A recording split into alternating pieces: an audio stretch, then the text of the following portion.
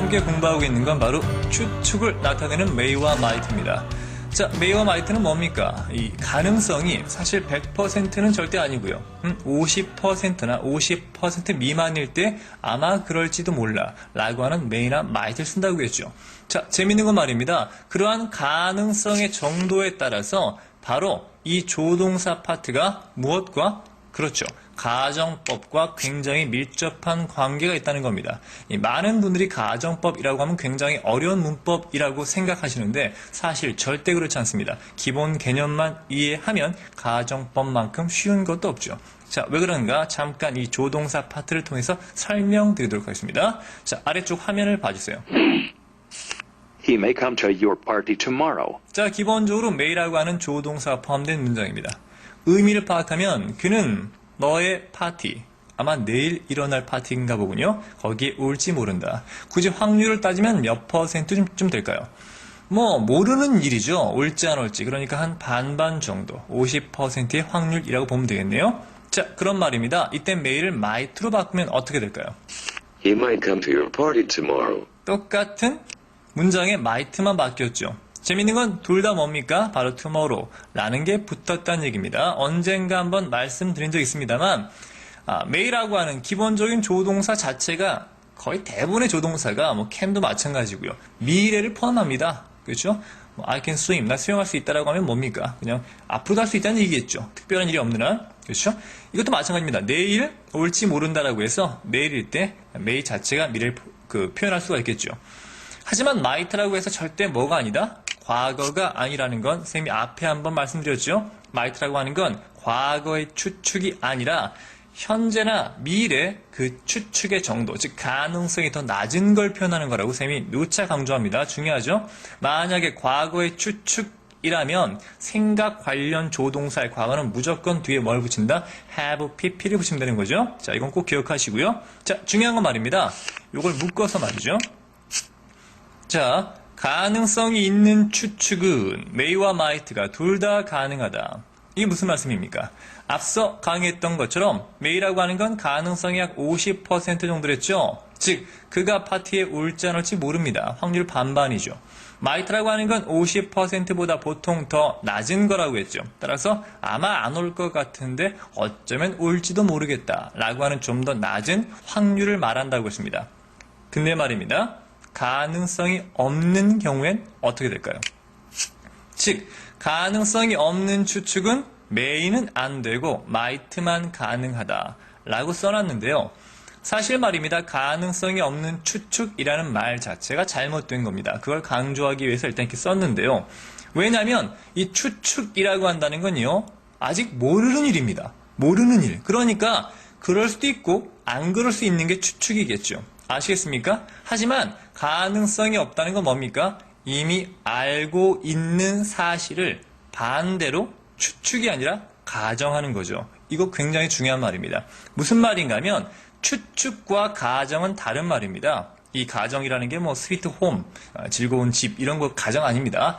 말 그대로 가짜로 정의를 내린다는 겁니다. 무슨 말인가 하면 이미 내가 알고 있는 사실을 반대로 한번 가짜로 정의를 내려보는 거죠. 자, 이런 경우는 이거죠. 그가 내일 너의 파티에 오지 않는다라는 걸 알고 있습니다. 알고 있는데 온다면이라고 한번 가짜로 정의를 내려보는 거죠. 아시겠습니까? 그럴 경우엔 뭐가 안 됩니까? may를 쓸 수가 없다는 얘기죠. 왜요? may를 쓴다는 건 뭡니까? 올지도 모른다라고 하는 가능성을 열어둔 겁니다. 아시겠습니까? 하지만 안 올 게 불 보듯 뻔한 경우에는요, may가 안 되고 뭐만 가능하다? 바로 might만 가능하다는 얘기죠. 이게 사실은 가정법의 핵심이에요. 핵심. 그렇죠? 가정법이라고 하는 건 사실은 이런데 그걸 가짜로 정의해 보는 게 가정법입니다. 자, 보다 자세한 건 앞으로 가정법 때 공부하도록 하고요. 자, 이해되셨습니까? 따라서 가능성 없는 추측, 가정이랬죠? 가정은 might만 가능하다. 이게 무슨 말입니까? 예문을 통해서 한번 하나하나 설명드려보죠. 자, 지금까지 했던 건 싹 지우고요. 자, 요거 두 개는 중요하니까 남겨둡니다. 일단 올리겠습니다. 올라가시고, 너도 이쪽으로 이렇게 올라가시고, 됐습니까? 자, 지금부터 문장 3개를 통해서 이 가정법 한번 살포시 배워볼 텐데 절대 겁먹지 마세요. 굉장히 기본적인 개념으로 한번 접근해 보겠습니다. 자, 먼저 박스가 나옵니다. 흔히 말하는 이제 가정법 현재, 가정법 과거, 가정법 과거 완료입니다. 물론 가정법 현재라고 하는 건 잘못된 말입니다. 왜 그런가 잠시 후에. If he likes you, he might come to your party tomorrow. 과연 만약에 그가 너를 좋아한다면 이 말은 뭡니까? 말 그대로 그가 너를 좋아하는지 안 좋아하는지를 모르는 상태죠. 그러니까 좋아할 가능성도 있는 겁니다. 현재형을 썼겠죠. 가능성이 있다는 얘기야. 너를 좋아할 수도 있어. 아직은 모르지만 이런 얘기죠. 이때 may 가능하고요. might 가능합니다. 중요한 건 이겁니다. 일단 그가 너를 좋아하는지 안 좋아하는지를 모르니까 좋아할 가능성도 있고 만약 좋아한다면 또 올 가능성도 있겠죠. 따라서 일단 가능성이 있는 추측이라고 하는 건 자, 쭉 바로 may와 might가 둘 다 가능하다는 겁니다. 아시겠습니까? 의미상 파악한다면 바로 현재나 미래 올 수도 있는 상황이겠죠. 아시겠습니까? 왜? 아직 모르는 거니까. 이런 걸 흔히 가정법 파트에서는요. 바로 가정법 현재라고 가르치고 있는데 샘 개인적인 지로는 이건 잘못된 그 표현이겠죠. 왜 그렇습니까?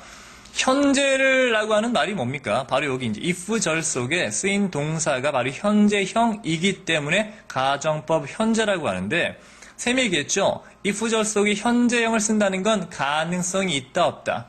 가능성이 있다는 겁니다. 그럴 수도 있다는 얘기예요. 아시겠습니까? 그건 추측이죠, 사실. 왜? 가정이란 말은 뭡니까? 이미 알고 있는 걸 반대로 한번 가짜로 정의를 내리는 건데 이건 알고 있는 게 아니기 때문에 사실은 가정이란 말을 쓰면 안 되죠. 현재형을 쓴다면. 그래서 엄밀히 말하면 이건 추측법 현재라고나 할까? 보다 자세한 건 나중에 가정법 때 다시 한번 자세히 설명드리겠습니다. 일단 이해는 되셨길 바랍니다. 아직 가능성이 있으면 그냥 현재를 씁니다. 일반적으로 가정법 현재일 때는 여기도 현재 쓰는데 그것도 고정관념이죠. 과거 가능합니다. might, 왜? 현재나 미래의 추측 가능하기 때문이겠죠. 자, 그렇다면 말입니다. 똑같은 문장에서 likes를 like to로 바꿔보도록 하죠. If he liked you, he might come to your party tomorrow. 자, 윗문장과 똑같은데 이번엔 likes가 아니라 뭐가 됐습니까? liked가 됐겠죠. 자, 간단합니다. if 절 속에 현재형이 아니라 과거를 썼다라고 하는 건 어때요? 이게 지금 현재 상황이라면 현재 상황임에도 불구하고 하나 더 과거를 썼다는 건 가능성이 낮은 거죠. 따라서 뭡니까? 그는 너를 좋아하는 게 아니라는 거예요. 안 좋아한다는 걸 이미 알고 있는 겁니다. 아시겠습니까? 너를 좋아하지 않는데 만약 좋아한다면 이게 뭐예요? 이게 가정이죠. 가짜로 정의하는 겁니다. 아시겠습니까? 그러면 그가 네 파티에 올지도 모르는데 사실은 뭐예요? 오지 않을 거라는 걸 이미 알고 있다는 얘기죠. 아시겠습니까? 이때는 may가 안 되죠. might만 가능합니다. 왜요? 앞서 공부했던 것처럼 가능성이 없는 추측은 뭐만 가능하다? might만 가능하죠. 왜요? may라고 하는 건 분명히 가능성이 있을 때만 쓰는 거니까 말입니다. 의미를 파악한다면 현재나 미래에 오지 않을 게 거의 확실한 상황입니다. 아시겠습니까? 이런 걸 흔히 가정법, 바로 과거라고 하죠.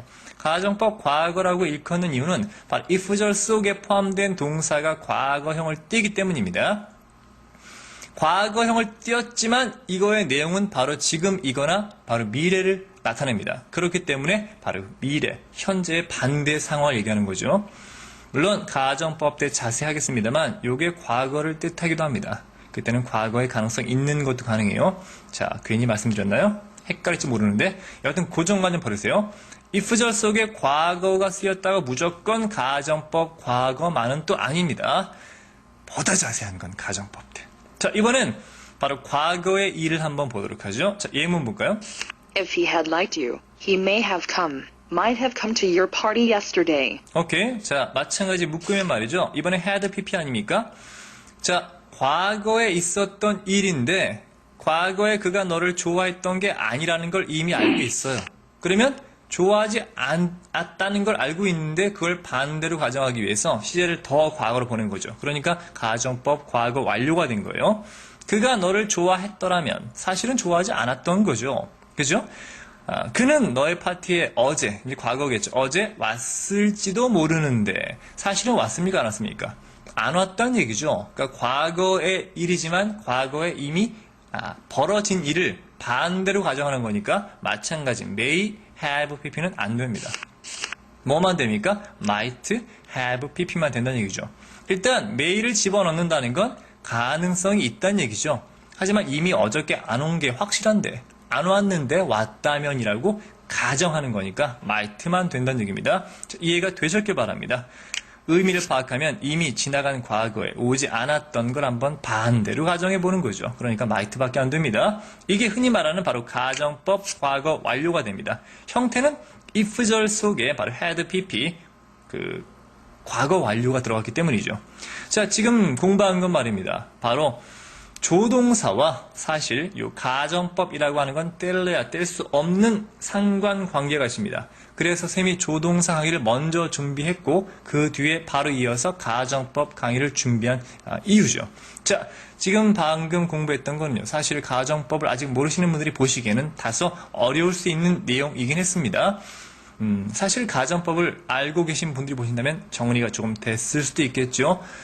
다시 한번 마지막으로 말씀드립니다만 보다 자세한 건 나중에 가정법 때 자세히 설명드리겠습니다. 자, 일단 이렇게 해서 may나 might가 하나만 기억하세요. may는 가능성이 있고 might도 물론 가능성이 있습니다만 가능성이 없을 땐 may는 못 쓴다는 거, might만 가능하다는 걸 꼭 기억하시기 바랍니다. 자, 이렇게 해서 이번 강의 마치고 바로 다음 강의로 넘어가겠습니다.